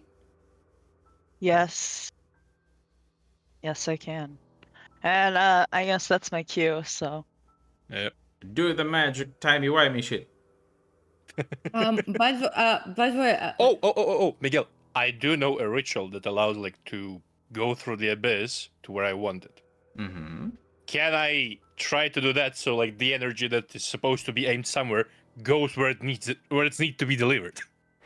Interesting. Well, you'd need to figure out where it's supposed to be. That's why I contacted La Sombra.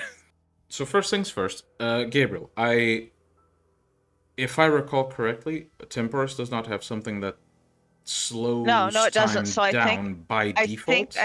But how many dots do you have in Temporis? 6. 6. Yes. Roll. What's the usual roll for Temporis powers? Temporis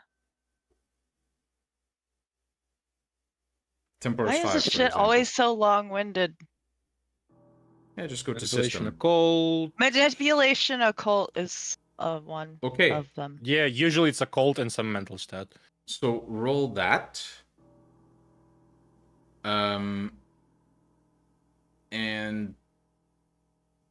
basically let's half the dots in your Temporis. That's how many turns you can stretch.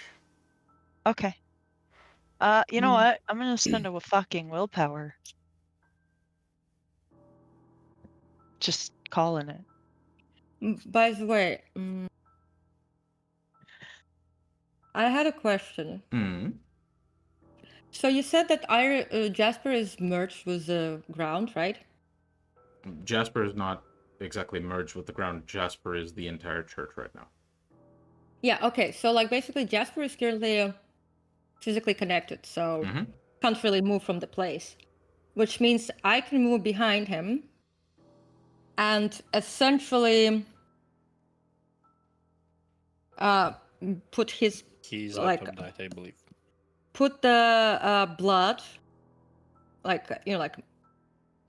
force my blood into him, avoid basically, Yeah, his mouth. You can do that. I mean, he'll be like frenzying desperately because he can't fucking get control of the situation. But that's something you can do, yeah. Especially because you. Wait, who the hell is steering right now? Yeah. Who the hell is steering right now? Well, you just made him frenzy, so. Right, then. Well, hold on. Let's take action by action because you already took your action. Gabriel, you attempt to slow time, and you spent a willpower, correct? Yes. Okay.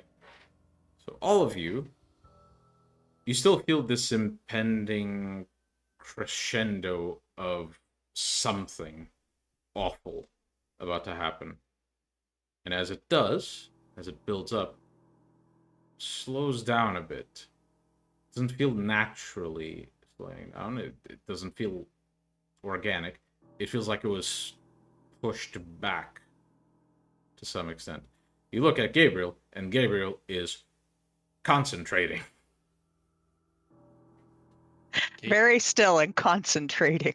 Yeah. Abel, please get some bodies. Also, if I deduce the intention correctly, Gabriel, none of your allies give everyone apart else from time. Jasper has been slowed. Yeah, I'm trying to give them time to help Jasper. Okay. So everyone gets a free turn before Jasper has to tank damage. Let's go. 40 damage. I'm still connecting to La Sombra. Okay. Iris, Abel, and Jack still need. Well, like, telepathically connected and like starting to build up the ritual for through the abyss. Yeah, but don't rituals take like 10 minutes? I have to Depends look on it on my the. side. It depends on the ritual. This one does Yeah, take quite a abyss while. mysticism is a bit different. Like it depends. Thaumaturgy is one thing. Given the shenanigans and the sheer amount of homebrews I implement in this campaign, and for story reasons, Jack, you can roll. Actually, given the situation, stamina and occult, please. Rituals or abyss mysticism? Abyss mysticism, yeah. Abel, Pelesse. are you holding on? Living on a 1, prayer? 2. 2 if the difficulty is 9. More if the difficulty is lower. Abel? I'm sorry. I was moving around a bit. What? My turn to do something? Or? Are you holding on for dear life and continuing? Yes. I mean, that's probably the only thing I can do right now. Yeah, basically. Apart from feeding him blood, but that might go very, very wrong given your current plan. Okay, so Jack. The roll for so. Isn't it my turn or no? Well, Jack rolled, but he didn't get the result of his roll. Ah. Do you need another roll for new set of soaks or? You can roll again, yeah, for the next soak. Meanwhile, Jack.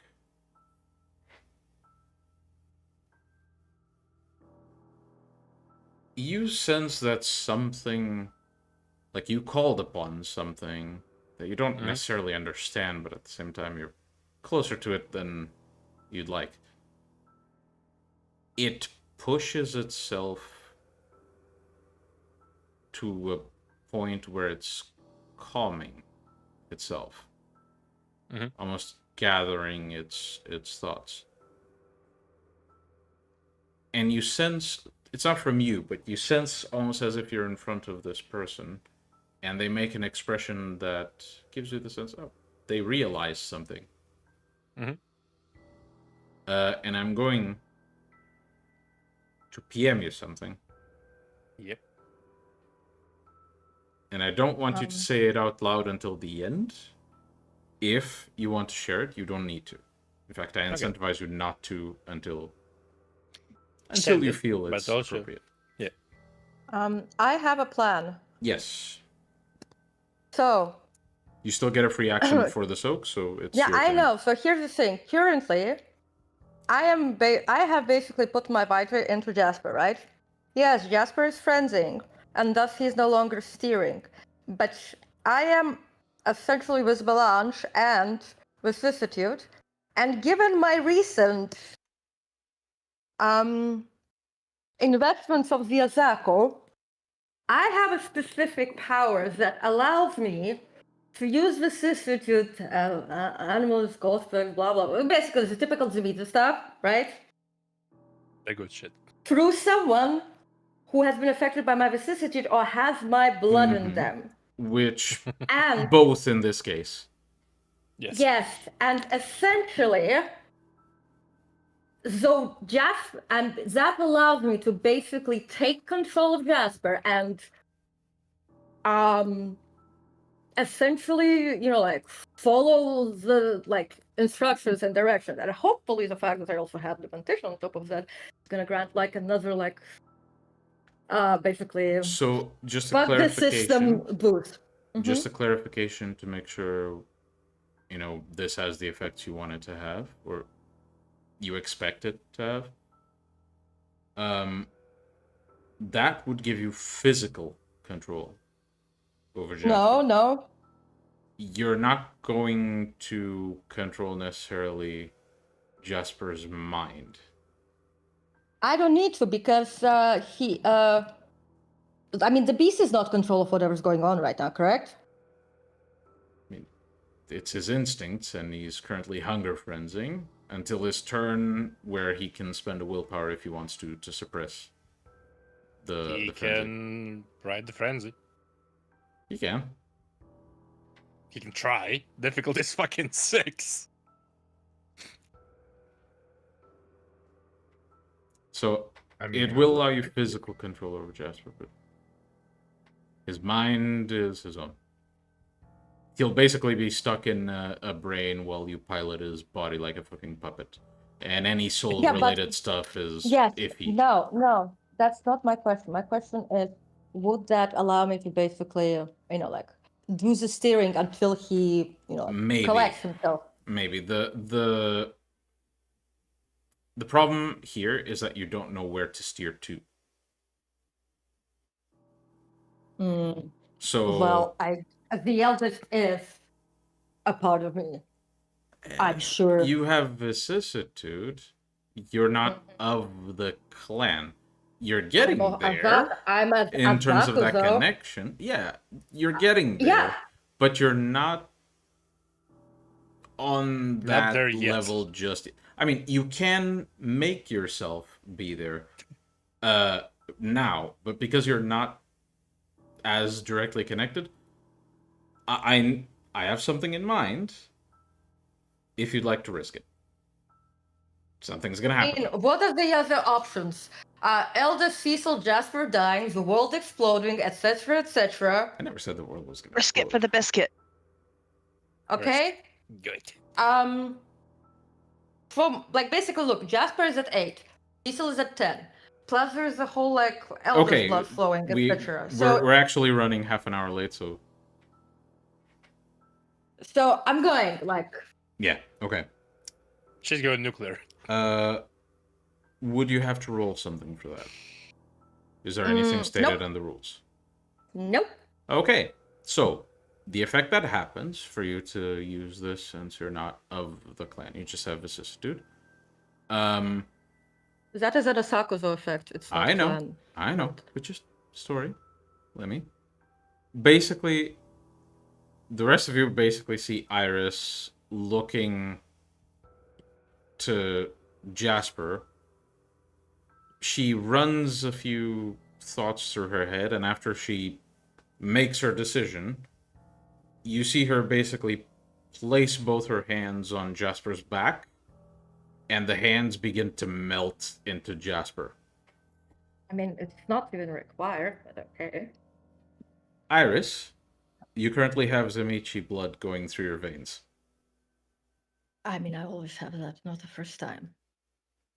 Yeah, but yeah. Now it's kind of harder to define where you end and Jasper begins, which means the eldest is the same.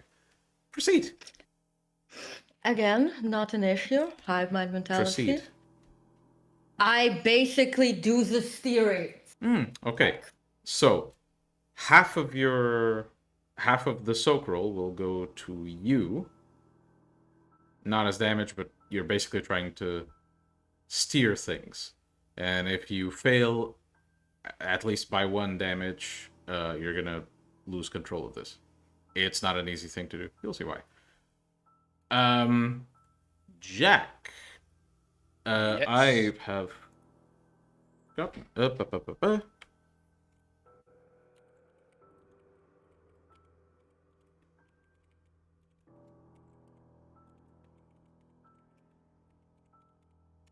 That should give you enough information.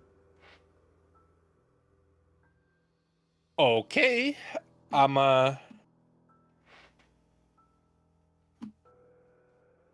do clairvoyance to figure out where to aim it.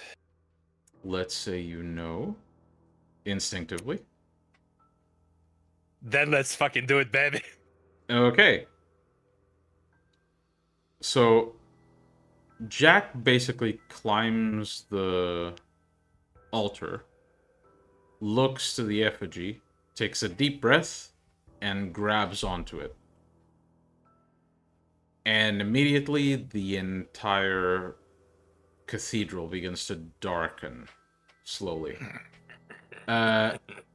Gabriel, are you continuing to try and slow time to give the others... Yes, I am. Okay, so make the same roll again. remove 1 dice from the die pool. Okay, As... I'm still gonna use willpower. Mm-hmm. And as you attempt to use this power, you almost hear this thought in the back of your mind, in a voice you hoped you had forgotten, but it's still there, and it's never leaving again. It's the voice of your sire. And the thought the thought just says, they deserve this.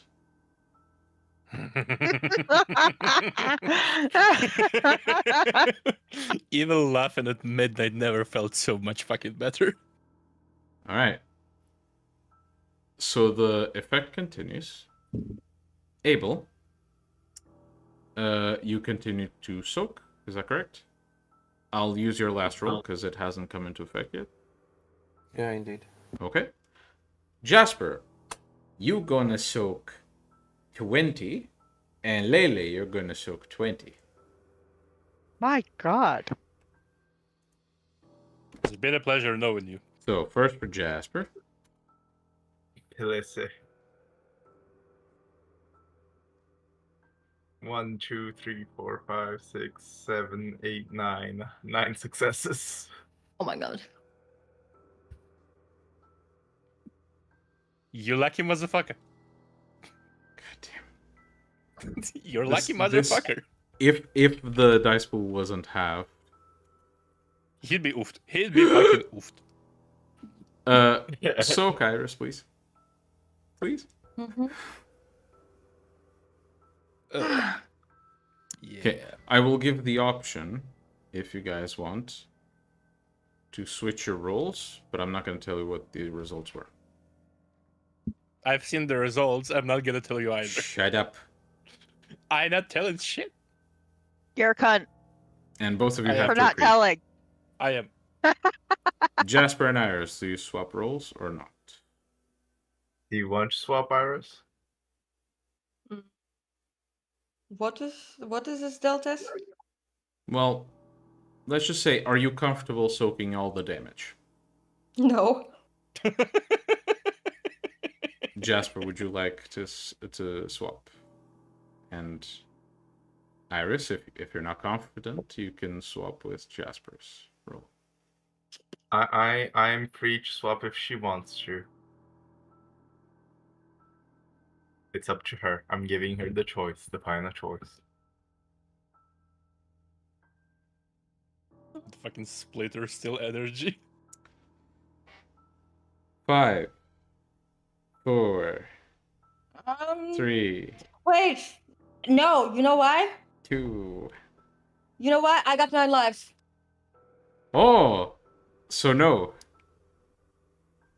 Got it. Okay, so Jasper, you feel some of your bones cracking, and you feel a splinter rushing up your arm. You take 1 ag, but you're still okay.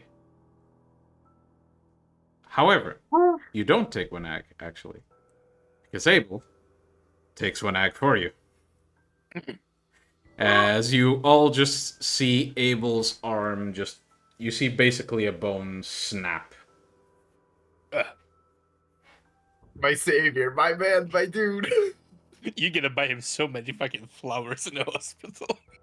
Iris, Mm-hmm. as you're connected to Jasper, that's 1, 2, 3, 4.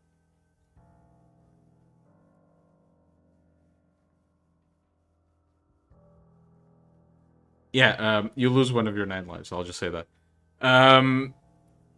Basically, you just feel this pulse that goes through Jasper. He's in Zulu form. He has, like, to some extent, prepared because he knew what was coming. You tried to connect to help him, and you just feel this rush, but you grip on tight. even though you feel your hands as they're merged to Jasper's flesh, you feel your hands shattering. But you grip on tight. I turn them into blood. It's easier. Yeah, no bones to break. I mean, it doesn't register right now. I'm counting it as one of your 9 lives, so you can strike that. I registered it already. Okay. And as this happens, with all of your efforts combined, Jack, you blink, your eyes gloss over with this shadow. They turn pitch black, like holes on your head. And you see the target.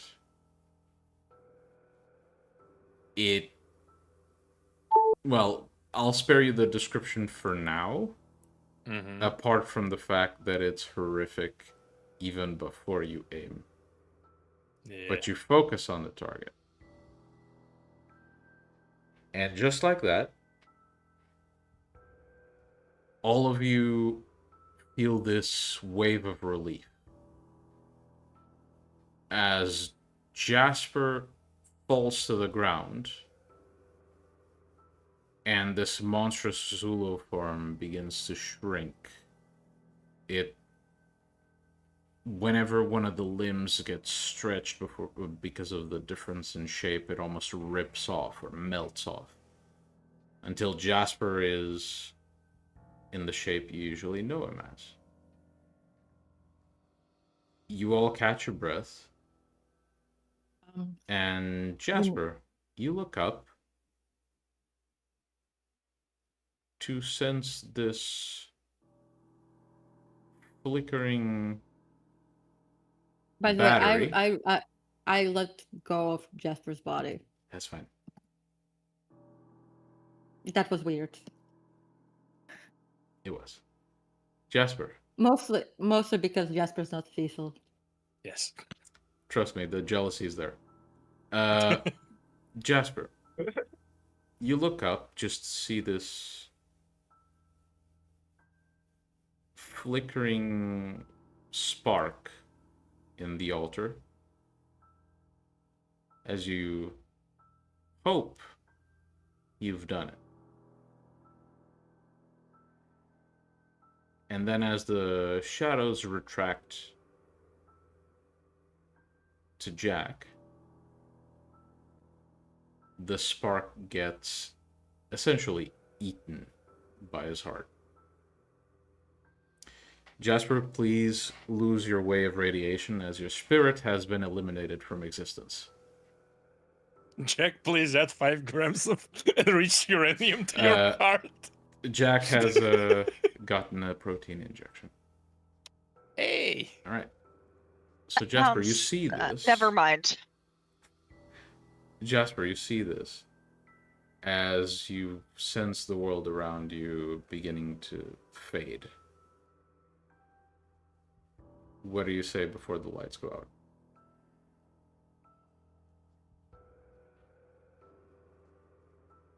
How many words can I say? Just out of curiosity. Just say one word? A sentence? Not too long. Go on. A whole lecture, please. Do that. Jasper is petty enough. Do that. We are 40 minutes overboard. Please. Jasper. Jasper will... Out of question, do I know that it succeeded, the ritual? Yeah, it definitely succeeded. At a cost, but yes. Okay. Jasper will mutter very under his breath, "The unkillable has been killed," as he passes out. With a smile on his face. No less. And definitely. As the cathedral begins to dissolve into ashes, you sense that something has changed. Things won't be the same.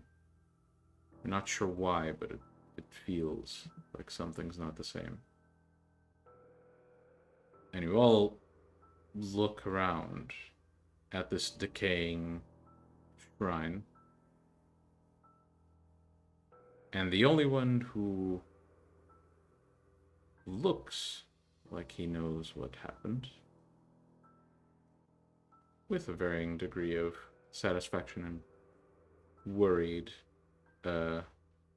panic, seems to be Jack. And that's where we'll end tonight's session. The game's not over. This is not the end. Game is not. We hope you guys enjoyed. Remember to subscribe to both our YouTube and Twitch. And we'll see you here, same time next week, in the next episode of Beyond Armageddon. See you in the night. Good night, motherfuckers. Bye. God.